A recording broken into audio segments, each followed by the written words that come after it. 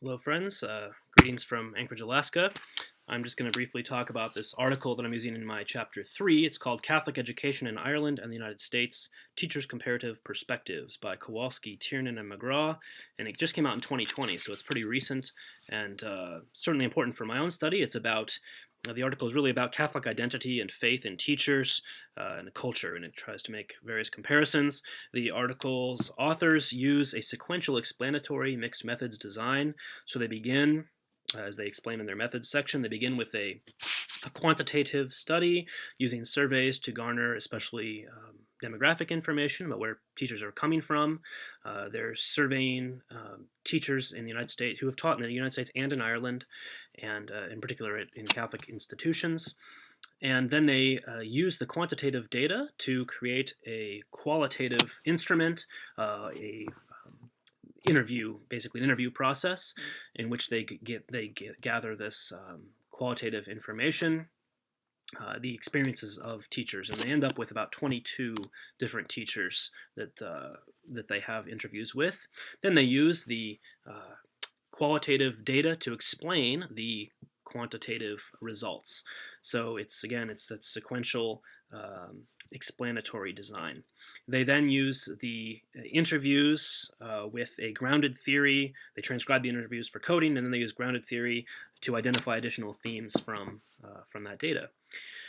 I think that certainly this topic of Catholic identity in Catholic schools would be appropriate for action research study. The authors themselves suggest this in their conclusion when they're looking forward to future research. They hope for what they call intervention studies in Ireland and in the United States to increase Catholic identity. And so to kind of recognize here's the problem, as we read about in our textbook, that's kind of first principle of action research. There's a problem, finding a way towards improvement. How do we improve Catholic identity?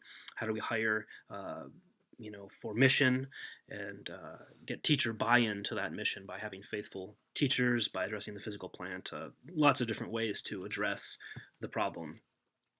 Also, these people use, again, this mixed methods design, but in the future you could of course use an emergent design, just allowing it to unfold, kind of observing that the plan, act, observe, reflect that we heard about in our textbook, to find out what would the best way to conduct this study would be. Engaging participants as co-investigators, whether that's parents or other teachers or administrators, even students to some extent. Considering my own role as an insider or outsider is really important, especially with respect to positionality. I'm an insider as a teacher and an administrator or leader in some senses, but at the same time, as a priest, there are kind of unique issues of positionality. By and large, if the teachers or students are Catholic, there's already kind of a great trust there. And I would say it's almost entirely positive with respect to people feel that they can be open with priests. I mean, we hear confessions and everything, and but at the same time, if I'm someone's boss or someone's not Catholic, I kind of wear it on my sleeve, and just the way that I dress might affect the way that people respond or approach me. There's typically a certain kind of deference there, but again, I think it would be overall positive. Multiple forms of data, again, like the authors of my study, used both quantitative and qualitative data. Both can be very helpful.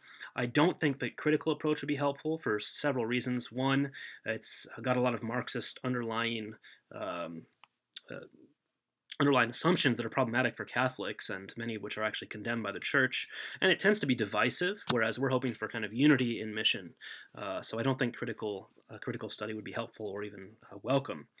Uh, Again, my own questions of positionality would have to just remain reflexive in the whole process.